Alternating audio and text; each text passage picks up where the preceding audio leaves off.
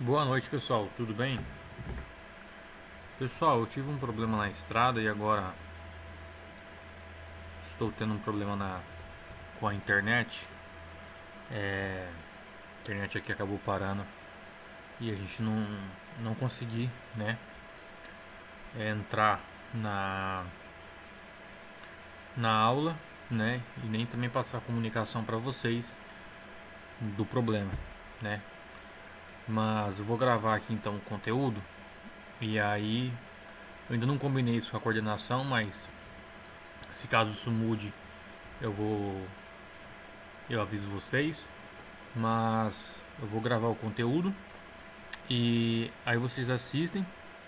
A aula que vem a gente continua com o conteúdo para a sessão 4.3, que é a parte de projeto, né? Vai ser nossa aula prática. E na outra semana, que é a semana de prova, aí eu reponho essa falta de aula presencial, né? E também ao vivo. Eu fico disponível para tirar dúvidas de vocês no dia da avaliação, tá certo? Mas aí o conteúdo eu vou passar em vídeo, que a gente está fazendo a gravação aqui agora. Então vamos lá.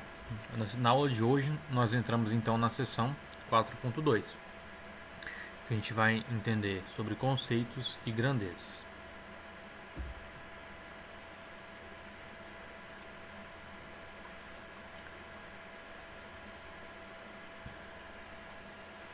Deixa eu só passar aqui.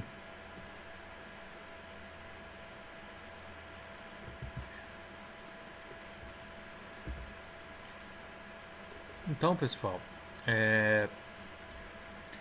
primeiro de tudo, a gente vai entender o que é luminância, tá? E o que seria o lux. A iluminância é o fluxo luminoso dado em lumens que incide em uma determinada superfície. No caso, ela é por metro quadrado, tá? Então, o fluxo luminoso ele contém lumens. Agora, quando a gente fala em área, né, em superfície, a gente está falando de lux. Então, por exemplo, eu preciso de 500 lux. Quando eu falo que eu preciso de 500 lux para atender os pré-requisitos do meu projeto, quer dizer que eu tenho que ter uma certa quantidade de lumens por metro quadrado. Então, se eu tiver uma área maior, eu vou ter que ter mais lumens naquela área. Então, por isso que lá no final do cálculo luminotécnico, tem a parte que a gente divide a quantidade total de lumens necessários dividido pelos lumens da luminária. Porque daí a gente vai encontrar a quantidade de luminárias e a quantidade necessária que foi encontrada de lumens para o ambiente é baseada na sua área. Então entra aquele cálculo que vai o comprimento, a largura do cômodo, né, a altura do ambiente de trabalho, as cores. Então com aquele cálculo a gente determina a quantidade de lumens, né, mas baseado em lux, que é a medida por metro quadrado. Então a luminância é a luz que passa ou é refletida a partir da luz incidente por metro quadrado, cuja unidade ela é candela por metro quadrado, que é esse CD por metro quadrado. Então, o fluxo luminoso é a quantidade total de luz emitida por uma fonte, que é o lumen. Tá? O lumen é como se fosse o feixe, tá? O feixe específico. A iluminância seria a divisão do fluxo luminoso e a área. Então, a gente divide a quantidade de lux, de lumens, né, por área. A gente encontra o lux. Como que seria isso, às vezes, de um modo um pouco mais visual ou mais perceptível? Como se fosse um volume de tinta. Então, a gente tem que pintar uma superfície de 1 metro quadrado. Tem tinta que a gente vai consumir tantos litros para pintar esse metro quadrado, né? Claro que exagerando. E tem tinta que a gente consegue com, por exemplo, 1 litro. E tem tinta que a gente, para pintar esse mesmo metro quadrado, consegue com 200 ml. Então, os lumens seriam essa intensidade, né? Esse volume de iluminação. Já o lux é a quantidade por metro quadrado. E a intensidade luminosa é a potência da radiação em uma dada direção. Então, a quantidade de energia que ela tem, né, para iluminar naquele sentido da iluminação. Então, uma luminância de 1 lux contém, né, ocorre quando o fluxo de 1 lumen é distribuído em 1 metro quadrado. Então, 1 lux é 1 lumen em 1 metro quadrado, certo? Então, para 500 lux, nós teríamos, por exemplo, que é uma unidade média. Eu digo média no sentido de que muitos projetos, digamos, uma faixa alta de projetos, 500 lux é o que atende a necessidade luminosa ali do ambiente. Então, em 500 lux, a gente tem que ter 500 lumens por cada metro quadrado, tá? Só que isso envolve outros fatores, como a cor do ambiente, a limpeza.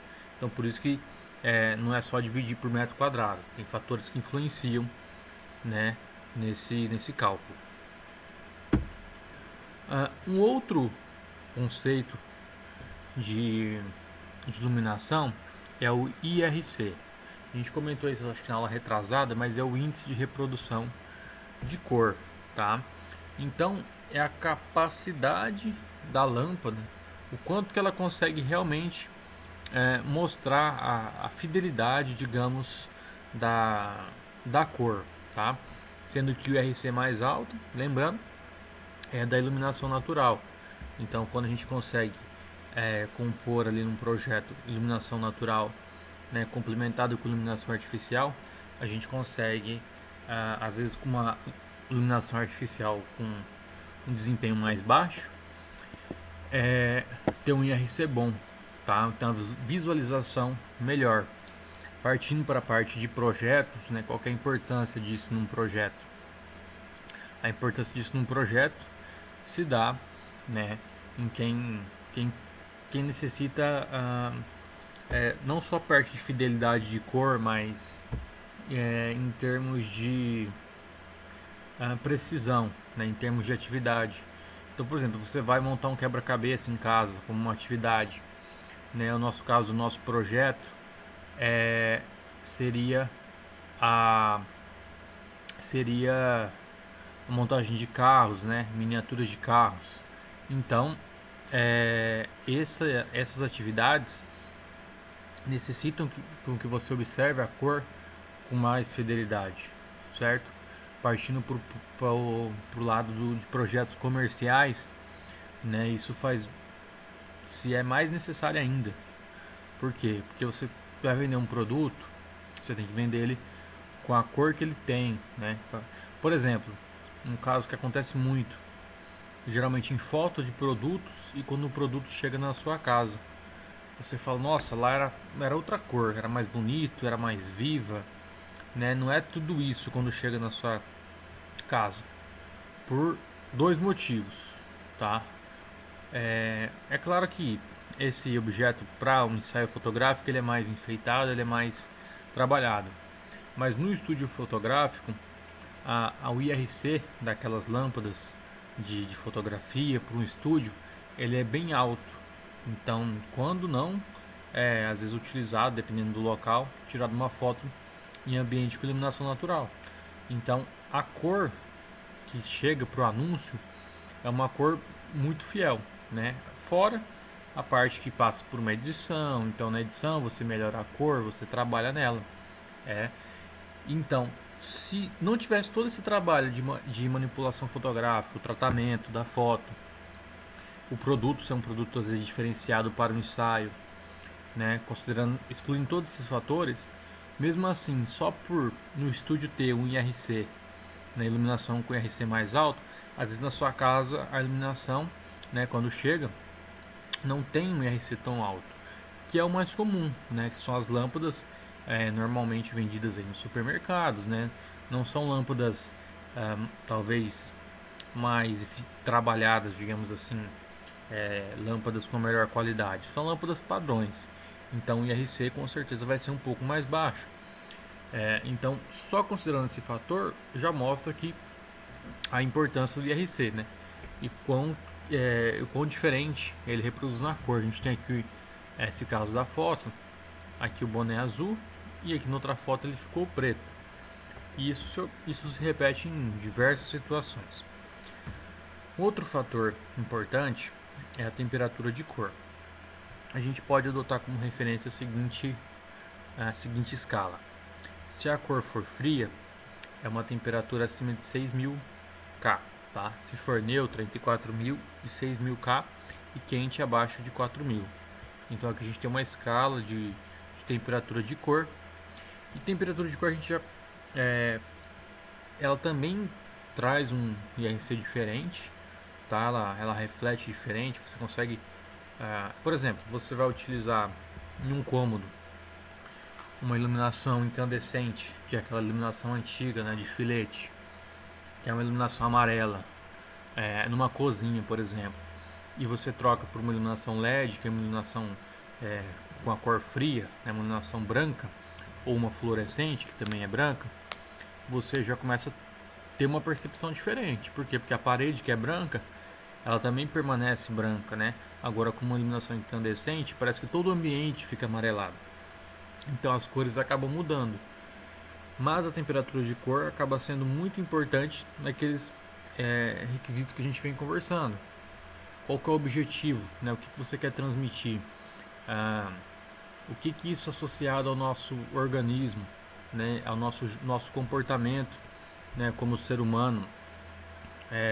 O que isso associa?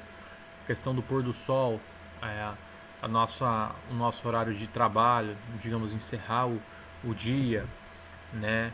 Então vai remetendo ao descanso, ao sono. Então, se você quer projetar um ambiente que hoje em dia é muito comum, tem muitos flats que o pessoal fica o dia inteiro fora, à noite ele quer chegar e descansar. Mas ele precisa ter uma cozinha com um local bem iluminado, mas às vezes uma sala, você coloca uma iluminação de fundo, com uma temperatura mais quente. Então ele desliga a iluminação principal ali mais fria, né? Caso ele também queira fazer uma atividade, e fica só com aquela luz de fundo, né? Ali com uma temperatura mais quente, que vai gerando esse ambiente, né, mais confortável, mais tranquilo, para quem está no local. Eu dei o exemplo da loja de tênis também na aula. A gente comentou sobre isso. Ou celulares. A luz branca ela é mais acelerada, né? Uma luz ali em torno de meio-dia. A luz do meio-dia ela é uma luz mais branca. Então é um horário do dia que você tem que, digamos, pelo comportamento humano, estar trabalhando, né? Estar em atividade. Então, se você quer transmitir velocidade, quer transmitir movimento, quer transmitir agilidade, que são características do produto, que no caso era um tênis esportivo, um tênis de corrida, e também um celular, né? Um celular não pode ser um celular devagar. O que as pessoas buscam no celular é velocidade, é agilidade, é resolução de problemas. Você tem que ter ambientes com iluminação fria, que vai transmitir isso. E tudo isso pode e deve ser avaliado, né, em cada projeto. Igual eu falei, tem locais de projeto que vão ter ali duas situações, igual a parte da parte da sala. Tem um momento que você quer limpar a sala, que você quer montar talvez um quebra-cabeça na sala, você quer fazer alguma atividade. E a luz amarela às vezes nem sempre vai ser a melhor opção, né? Agora, às vezes no final do dia você quer sentar na sala, assistir um filme, tomar uma bebida, quer ficar mais tranquilo, tem uma iluminação, uma outra iluminação ali com uma temperatura mais quente. Então você consegue trabalhar as duas ou diversas situações. E não tem muita opção, digamos, de temperatura. Ela é fria, neutra e quente. Claro que tem algumas variações que a gente vê na foto, mas digamos com dois circuitos de iluminação você já consegue trabalhar bem, tá? Então é algo, digamos, simples de fazer, que tem uma eficiência em termos de conforto enorme, né? E não tem um custo alto. Então a viabilidade é bem alta. O que vai ser mais caro, digamos, às vezes uma determinada luminária, que ela pega determinada marca, contém determinado material, mas em termos de iluminação isso é bem viável. Continuando, né, e aliado a tudo isso, nós temos alguns tipos de iluminação.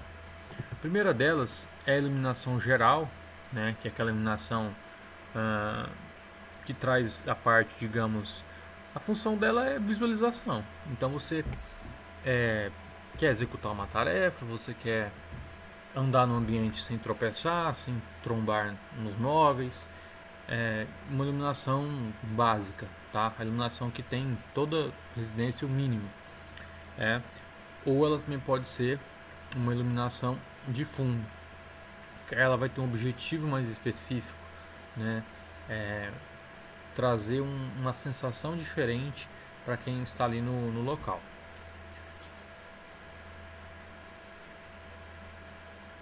Deixa eu só conferir se às vezes voltou a internet. Só um instantinho.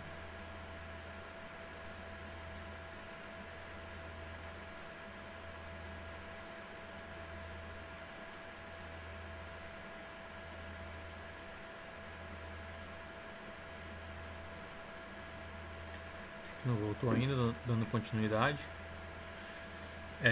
Então a primeira iluminação é a iluminação, né, geral ou de fundo, que tem por seu objetivo mais básico.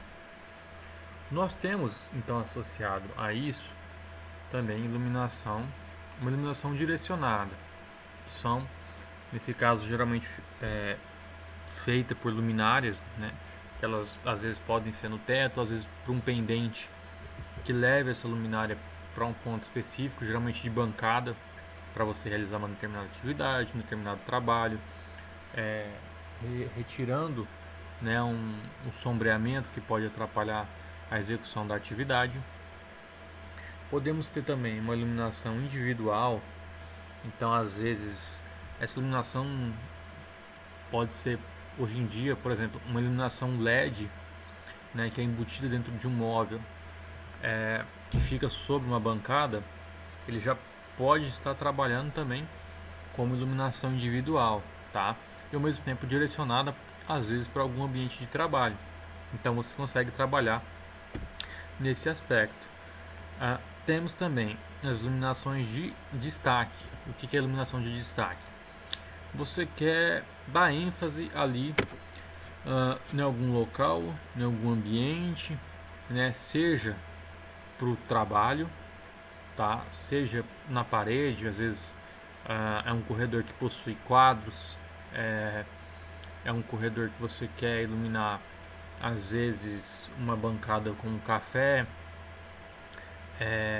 às vezes você quer trabalhar os dois, então já são iluminações, né? Você vai utilizar luminárias, né? Que elas possuem um feixe luminoso bem definido, tá? Então elas possuem um foco que ela vai realmente direcionar, elas são direcionais, então elas vão emitir, digamos, toda a iluminância delas direcionada para um ponto específico, como se fossem realmente lanternas, né? Então a lanterna ela tem um feixe, né, muito bem direcionado para você escolher o local que você quer iluminar.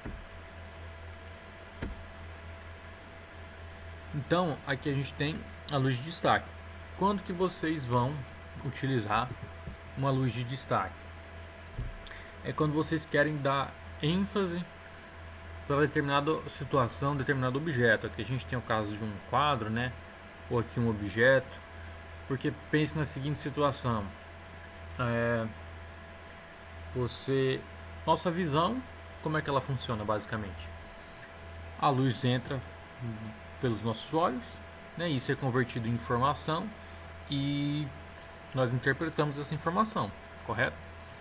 Desse modo, você colocando uma iluminação de destaque, ela é uma iluminação que ela tem uma força maior do que a do ambiente, né? Maior do que a iluminação geral.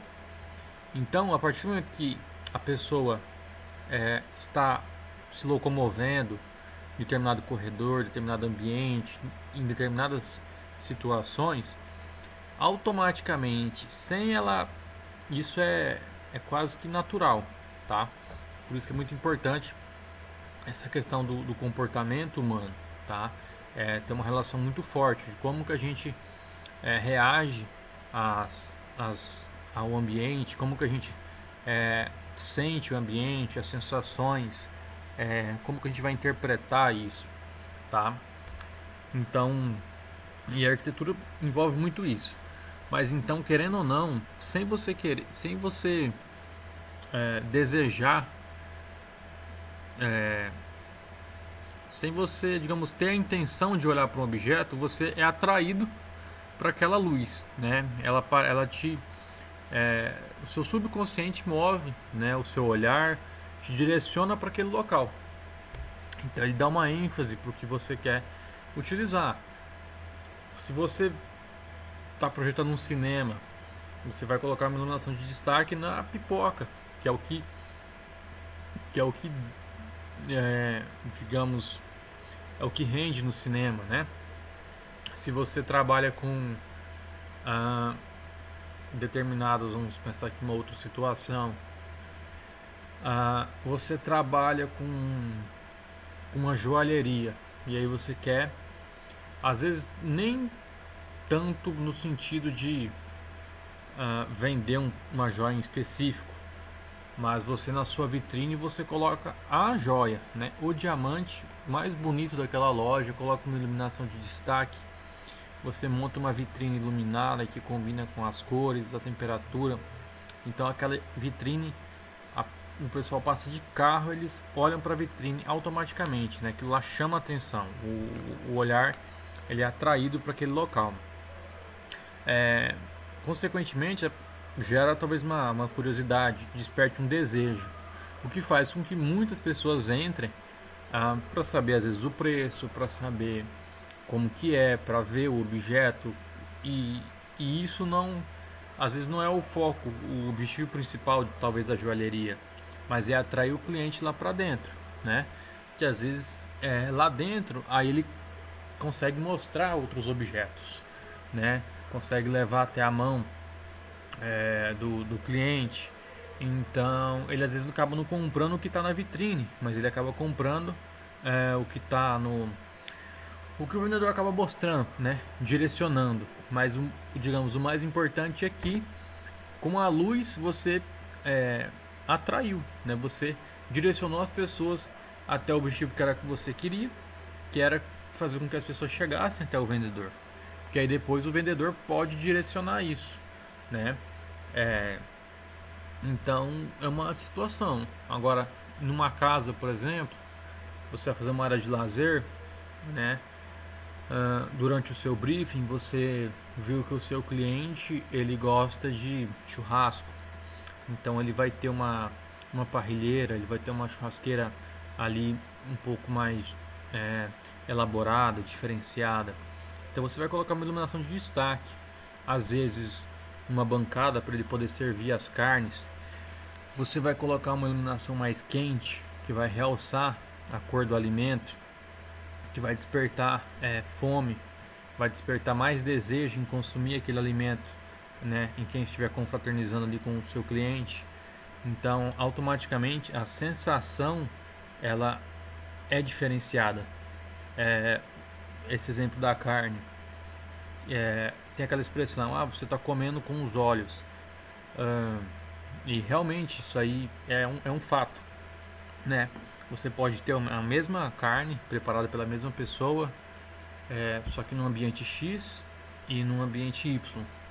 Se você tem uma iluminação adequada, se você tem um ambiente que conversa, que tem uma temperatura de cor, que ela tem uma percepção diferente por quem está lá. Então, se você depois for solicitar um teste para para a mesma pessoa, tá? E perguntar, qual carne que foi mais gostosa? Foi a carne X. Por quê? Porque a gente não consome os alimentos, na verdade não só os alimentos, mas tudo. A gente não tem um consumo simplesmente por um sentido, digamos. Nós utilizamos todos os nossos sentidos para consumir informações, consumir produtos, objetos, tudo. Então, se você vai comer, você consome a informação daquele alimento com o olhar, você consome pelo cheiro, você consome pelo seu paladar, você consome pelo ambiente, pelas pessoas, pelas cores.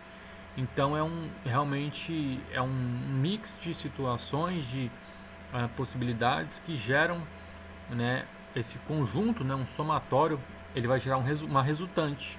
Então, às vezes, em determinado ambiente que não tem todo esse conjunto, tá, a resultante de todas as sensações, mesmo a carne estando gostosa, né, digamos na pontuação, ela perde nas outras.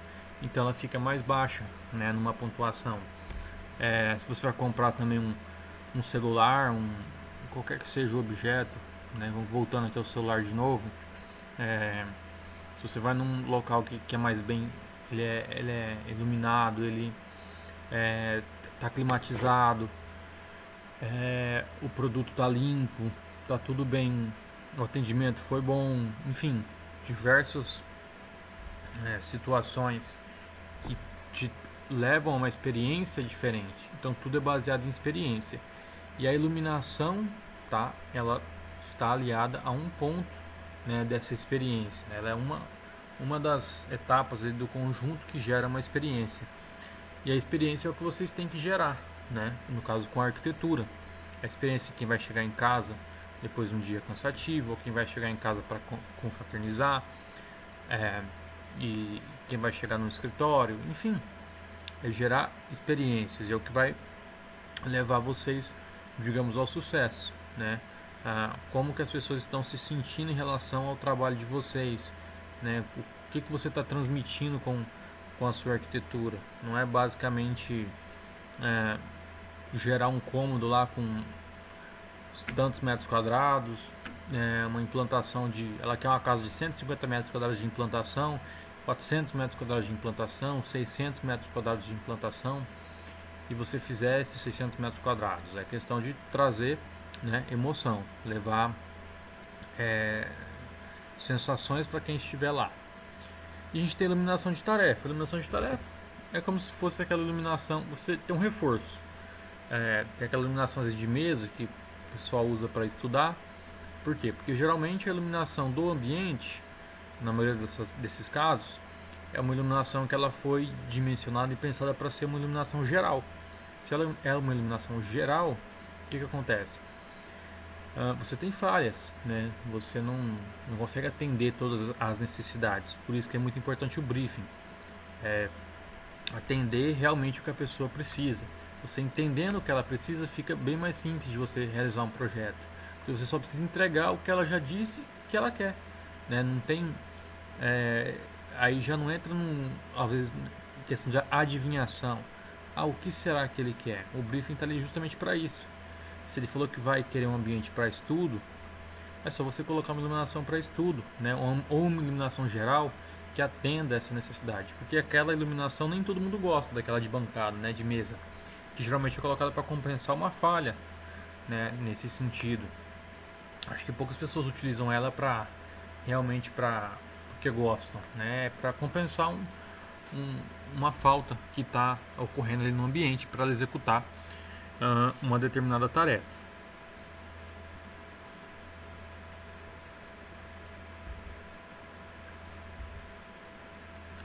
Além disso, pessoal, nós temos a iluminação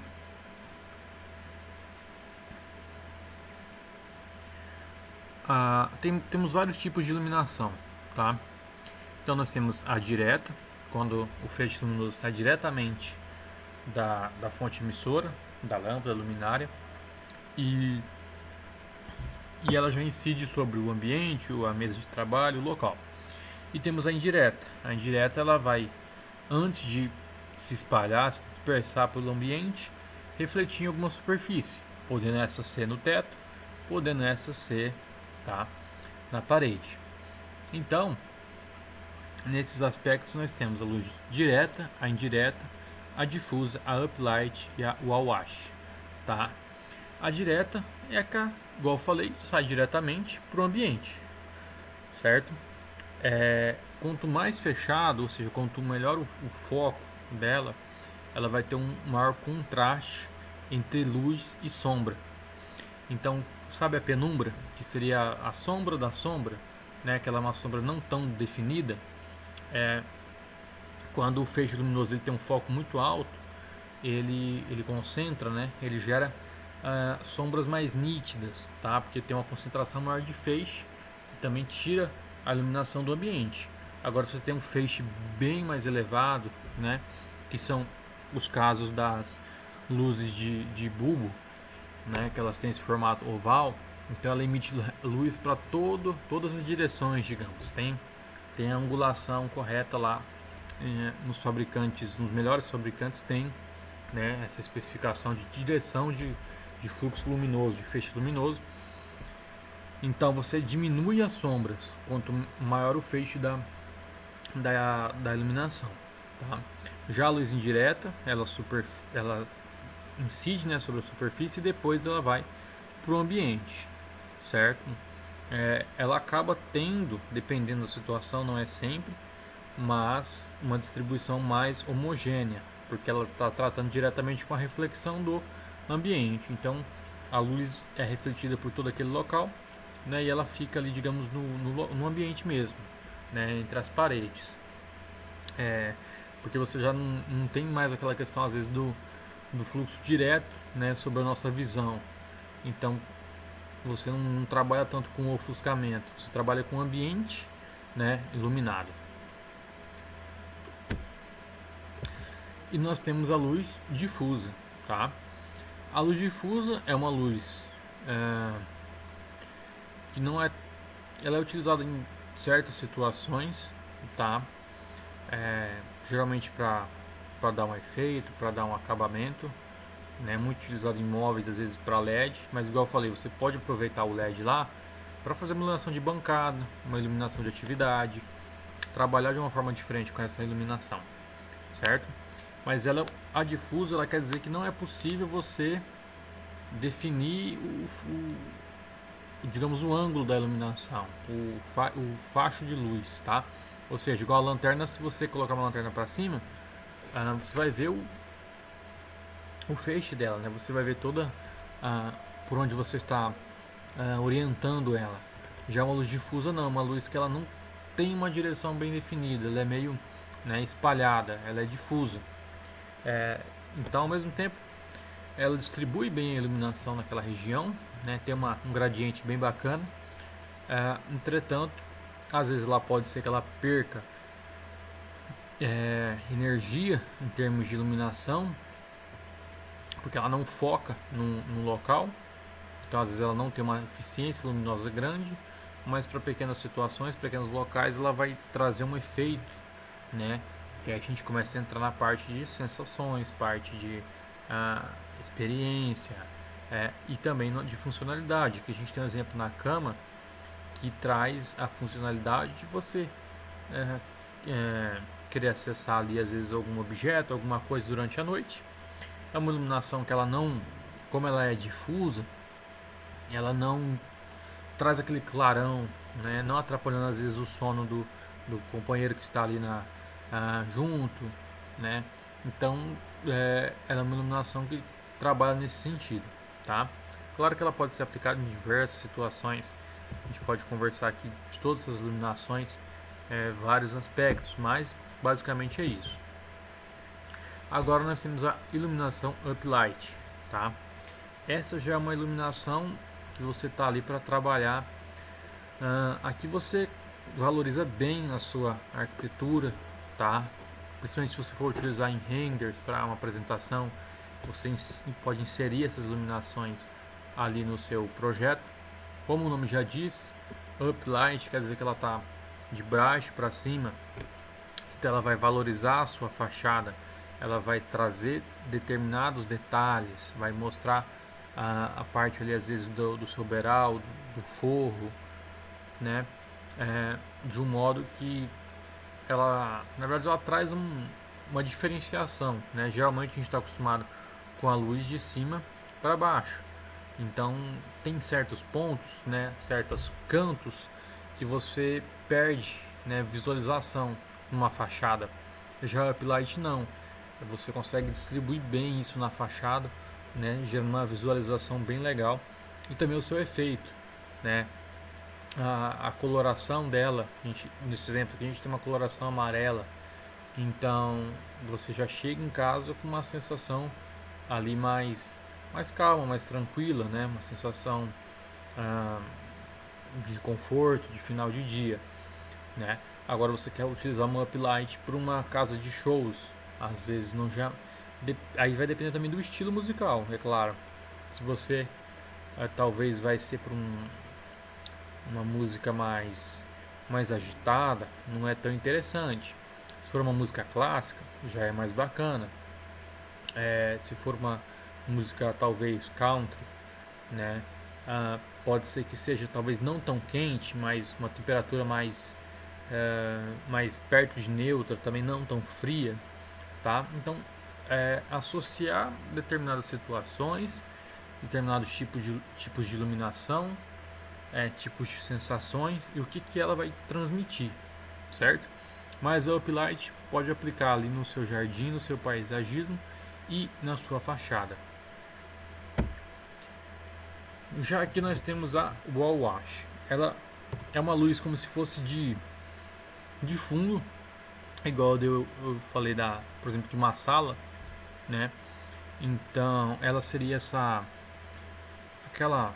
aqueles LEDs ali em cima da televisão, né, naquele painel, como se fossem ali feixes realmente de às vezes um jato, um esguicho d'água, né? Então fica ali um feixe de luz e ela, né, transmite como se fosse uma lavagem de água, de luz, tá? Contemplando ali aquele, geralmente é um painel, tá? Você vai destacar certas regiões. Então aqui é um caso que você poderia trabalhar com uma iluminação mais quente, a iluminação central ali ela ser do lustre, talvez mais nessa situação, uma iluminação talvez mais fria, né? Ou neutra, para também o lustre, dependendo do tipo, você quer trazer um requinte, quer trazer algo mais de sentido, você pode trabalhar ali com o seu lustre com uma temperatura neutra para quente. E aquela sanca ali no gesso, aí você pode talvez trabalhar nela com a sua iluminação geral, né? Ali é uma luz bem fria para realmente dar claridade, dar ali uma noção de trabalho, né? Às vezes durante o dia, enfim, você pode também mudar essas posições. Mas a wall wash tem essa função, então você desligaria todas as luzes, lá ficaria uma luz de fundo mais quente, que também não atrapalharia a iluminação do seu televisor. Ela é uma iluminação mais fraca, que não gera ofuscamento, ela só tem realmente a função de trazer essa sensação. Igual ao celular mesmo, se você colocar o seu celular no modo noturno, né, você vai ver que a tela vai dar uma amarelada. Por quê?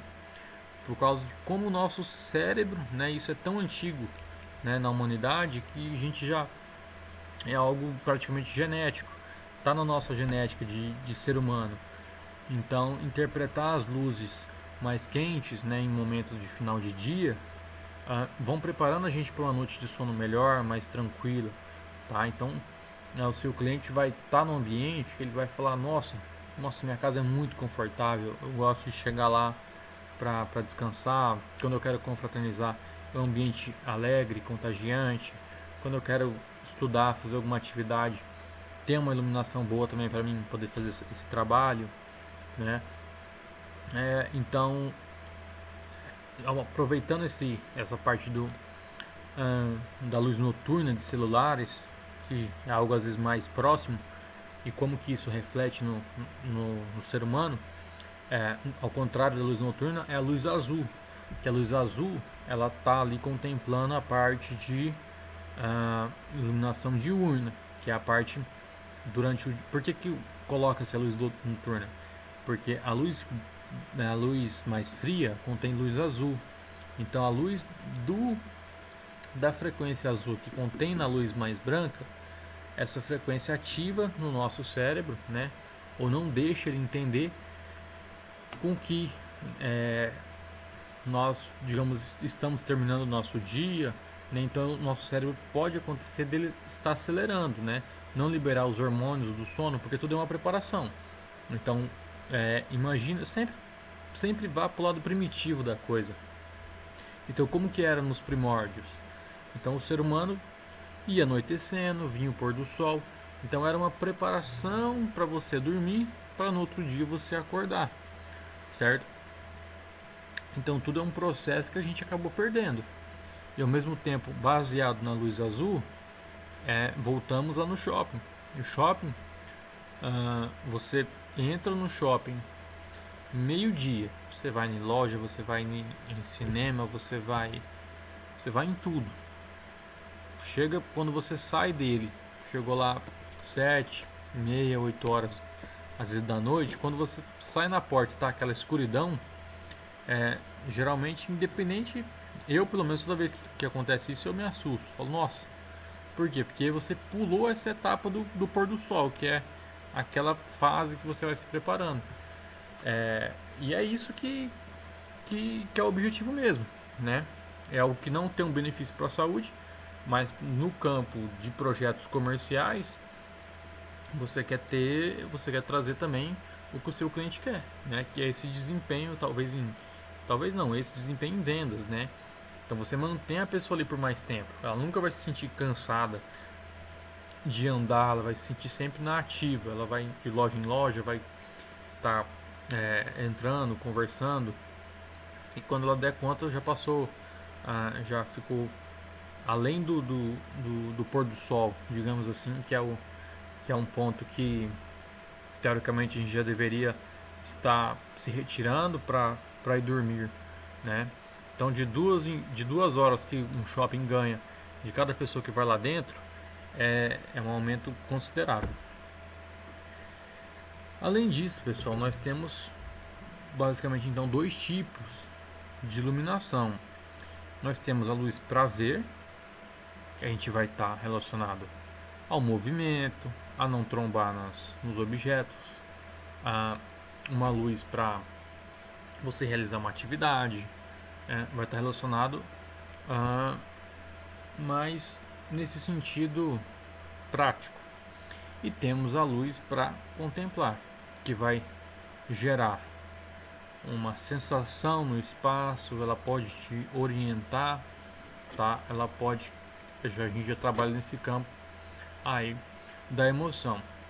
Um fator interessante para vocês verem, eu não me lembro de ter, é uma teoria, eu esqueci o nome da teoria, mas assim faz sentido, né? Tem muita coisa que é refutada nela, mas não chega a ser uma teoria científica, não sei, mas tem alguns estudos que compararam, por exemplo, o que acontece?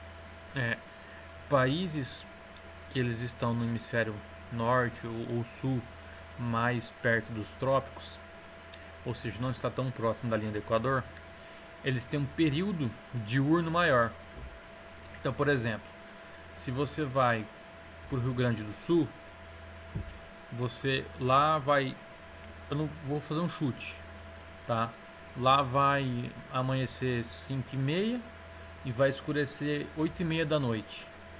Ou seja, você teve um período de iluminação natural, uma iluminação, digamos, de verdade, maior.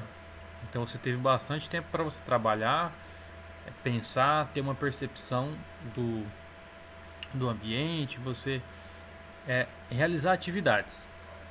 A mesma coisa é válido para a Europa, para os Estados Unidos, enfim.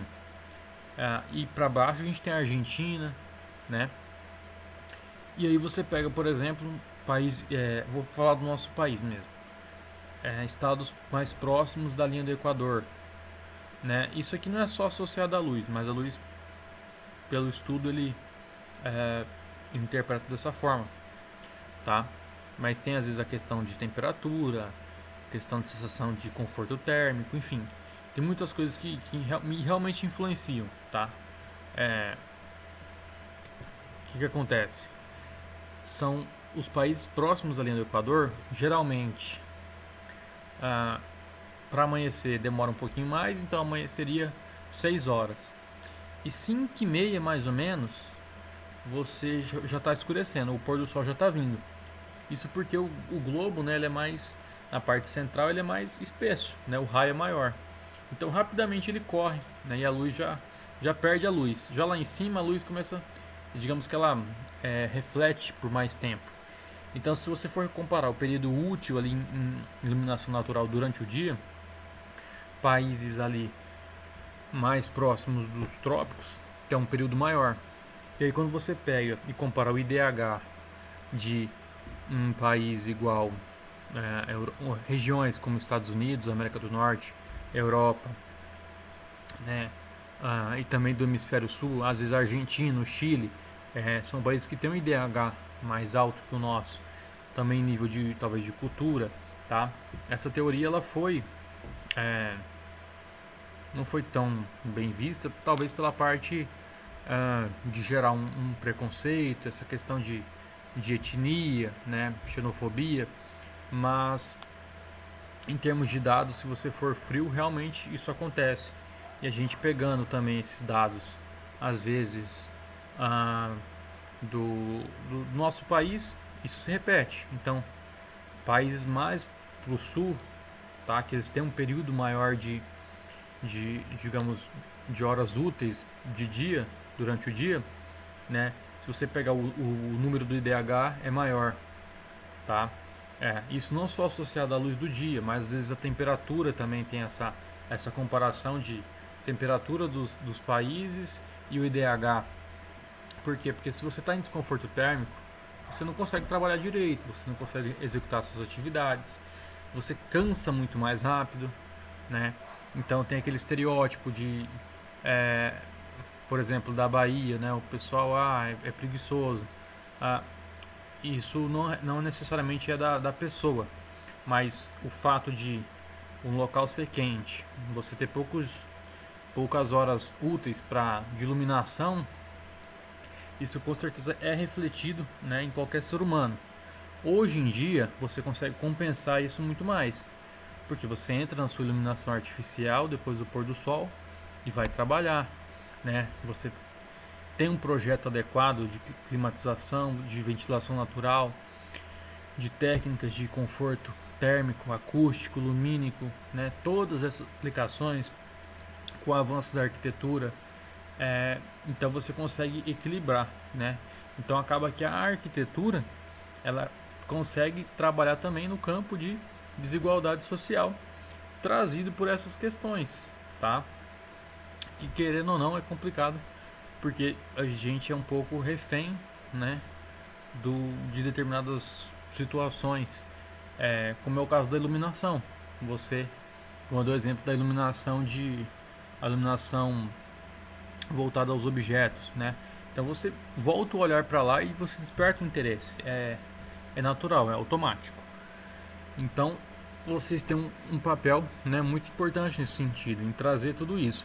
Um problema muito grande que a gente tem é a referência, tá? Então as referências arquitetônicas que são utilizadas no Brasil são referências geralmente europeias, às vezes americanas, que são países que não têm um clima parecido com o nosso, talvez uma cultura, talvez diversas situações, tá? Que para lá essas referências arquitetônicas fazem sentido, porque trazem conforto térmico, trazem conforto acústico, trazem conforto lumínico, mas para nós aqui não, porque é uma situação às vezes completamente diferente, chega às vezes até ser inversa. Referências boas, países que estão na mesma linha, né? Na mesma latitude. Então a gente pega ali uma África do Sul, a gente pega ali às vezes Emirados Árabes, pegam países do Oriente Médio, países que têm um clima quente, seco, mais árido, como que eles constroem lá, como que eles têm um conforto térmico lá, tá? E saber valorizar isso, tá? E aí uma referência boa, porque você pegou uma referência que tem a ver, né? Aspectos que tem a ver realmente com o nosso país ou com a região que você está projetando. Agora, às vezes, mais pro sul, aí às vezes começa a fazer sentido uma referência europeia, tá? Mas não por questão de classe, de ser chique, nesse sentido, mas eu digo em questão de eficiência, né? Em questão de clima, de local, tá, de iluminação. Então sempre também a referência faz parte, né? Busquem sempre referências que fazem sentido com o local de aplicação e como que ela vai ser realmente ali utilizada. Beleza? Então, pessoal, aqui nós temos, deixa eu tirar aqui minha câmera da frente, mais um exemplo. Então aqui uma iluminação para interpretação da arquitetura, né? Para você visualizar, interpretar como que é feito aquela arquitetura, aquele ambiente, tá? Como que ela é trabalhada. Você pode utilizar a iluminação como um elemento arquitetônico. Ela faz parte de um determinado local, né? Para dar ênfase em uma determinada situação, um determinado objeto. Enfim, você pode trabalhar ela nesse sentido. E você também pode trabalhar a sua iluminação com instalações cenográficas que você vai estar trabalhando. Então ali realmente é a parte mais artística ainda, tá? Não é que você não possa fazer um mix de tudo isso, trabalhar a parte artística dentro da sua arquitetura. Mas a iluminação, que se trata então todos os campos de luz, né, de visualização, ela pode ser aplicada em diversos campos. Cabe a vocês realmente interpretar a necessidade do cliente, o local de aplicação, o local de quem que vai estar frequentando, o que ele vai estar fazendo, os objetivos, as atividades, buscar referências equivalentes, referências que fazem sentido com o local de aplicação, tá? Então o acerto de vocês isso já é aumentado ali em grande percentual, tá? Fica muito mais prático trabalhar nesse sentido do que às vezes realmente às vezes inventar, né? Não tem tem questão de inovação. Às vezes a gente sempre busca a inovação, tá? Buscar algo diferente. Foi feito um edifício na Alemanha, né?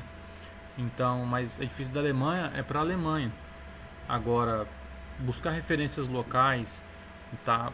Tem muita coisa no Brasil que também é regional, né? Você procura cidades mais antigas do país, pesquisa referências, como que é a arquitetura naquele local, uma arquitetura nordestina, uma arquitetura paraense, amazonense, mato-grossense. Aí você aplica em cima daquilo, né? Tudo que você entende e pesquisou e estudou sobre a iluminação, conforto térmico, acústico e associa, né, a essa arquitetura. Então realmente é isso, tá? Levar sensações e experiências aí ao cliente, a quem estiver no local, ao usuário. Pessoal, então nossa aula é isso. Dúvidas podem me mandar no Telegram. Não sei que horas vai retornar a internet aqui. Espero que logo, até o momento não retornou. Mas na semana de provas vou ficar disponível para recuperar essa aula aí perdida, tá bom? Muito obrigado por quem estiver assistindo aí. Precisando pode chamar lá. E semana que vem então a nossa aula prática. Muito obrigado, boa noite a todos.